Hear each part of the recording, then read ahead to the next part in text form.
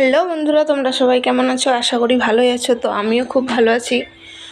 তো আজকে চলে আসলাম দেশি মুরগার মাংসের রেসিপি নিয়ে। তো তোমরা আমার ভিডিওতে যারা যারা নতুন, অবশ্যই চ্যানেলটাকে সাবস্ক্রাইব করে পাশে থাকবে। লাইক কমেন্ট শেয়ার করতে ভুলবে না। কমেন্ট ভালো লাগলে কমেন্ট অবশ্যই করবে। যে মুরগার আওয়াজটা হলে তোমরা শোনো খালি, এটা আমাদের বাড়ির ছিল। আমার বড় খালি বলতো মুরগা হবে। তার জন্য আমার মা আমাদের বাড়ির মুরগিগুলোর মধ্যে এটা মুরগা ছিল, এটাই বড় ছিল শুরু। তো এটা করছিল, এই যে এটা জবাই করে এবার এটাকে পরিষ্কার করা হচ্ছে রুমগুলা। জামাইদের কতই না আদর শ্বশুর বাড়িতে। তারপরে ওটার পুরা রুমগুলা তুলে তারপরে এই যে আগুনে এরকম দিচ্ছিলাম, যেন আরও যদি থাকে রুমগুলা থাকে ওগুলা পুড়ে যায়। এদিকে মুরগাটাকে এবার কাটা হচ্ছে, পাগুলো কাটে নিয়ে এর উপরের চামড়াটাকে আগে তুলে নিতে হবে। তোমাদের দেশি মুরগি কার কার খেতে খুব ভালো লাগে অবশ্যই কমেন্টে জানাবে। আমরা তো আগে খেতাম না, কারণ আমাদের বাড়িতে থাকতো না, আর কিনে খাওয়া তো সবসময় সম্ভব হতো না। এখন বাড়িতে অনেক ভালোই প্রায় থাকে মুরগি, তো খাওয়া যায়। এই যে এবার এখানে কাটা হচ্ছে মুরগিটাকে। মুরগি তো না, এটা হচ্ছে মুরগা। জামাইয়ের বাবুর আবদার, শ্বশুর বাড়ির লোককে তো পূরণ করতেই হবে।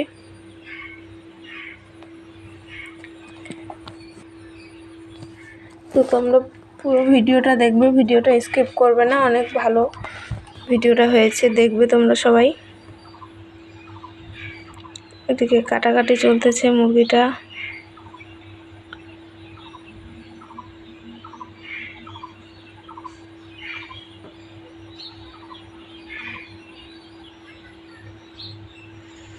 মাংসটা কাটা হয়ে তারপরে এই যে কাটে আমি এবার ধুয়ে নিচ্ছি ভালো করে। মাংসটা খালি কীরকম খালি লাল, তোমরা দেখতেই পাচ্ছ।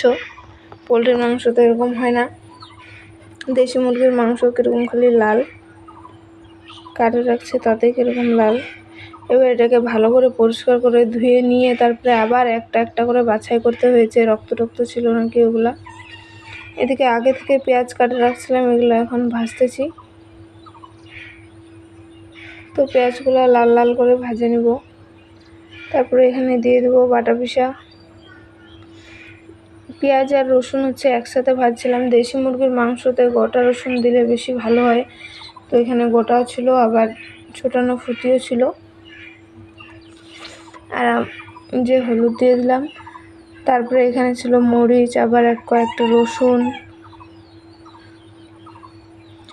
কিছু পেঁয়াজ বাটা ছিল যেন গ্রেভিটা ভালো হয়। তারপরে এখানে আমরা মশলার গুঁড়োগুলো দিয়ে দেবো, কিন্তু ওখানে ছিল না, একটু পরে দেবো। মশলার গুঁড়োটা সাথে সাথে দিলে ওর শ্যানটা চলে যায়, তার জন্য আমরা একটু পরে দেবো। এই যে মশলার গুঁড়ো দিয়ে দিলাম, এখানে সাদা ফল, কালো ফল, জিরে।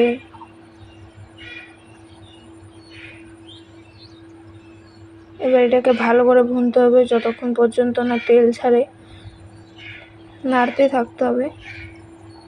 আমি তো নাড়তেছিলাম, এই যে কেমন বুদবুদ করছে। তারপরে এটা ভুনে ভুনে একদম লাল টকটকে হবে, তেল ছাড়বে, তখন আমরা মাংসটাকে দেব। এই যে দেখতে পাচ্ছ কীরকম তেল ছাড়ছে। এবার মাংসটাকে দিয়ে দিলাম। আর এটা পোলট্রি মুরগির মাংস তো খুব তাড়াতাড়ি সিদ্ধ হয়ে যায়, এটা দেশি মুরগির মাংস, তো তাই একটু সিদ্ধ হতে টাইম লাগবে।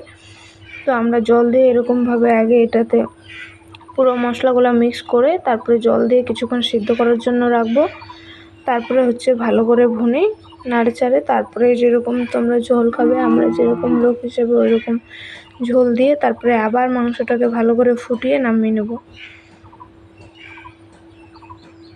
এই যে কিছুক্ষণ আগে এরকম বিনা জলে নাড়তে হবে, কারণ মাংসটা যেটা জল ওটা শুকিয়ে যাবে, তারপরে জল দিতে হবে, তাহলে মাংসটা ভালো হবে। আর মাংসটা জল থাকলে তারপরে জল দিলে অনেক বেশি জল হয়ে যাবে।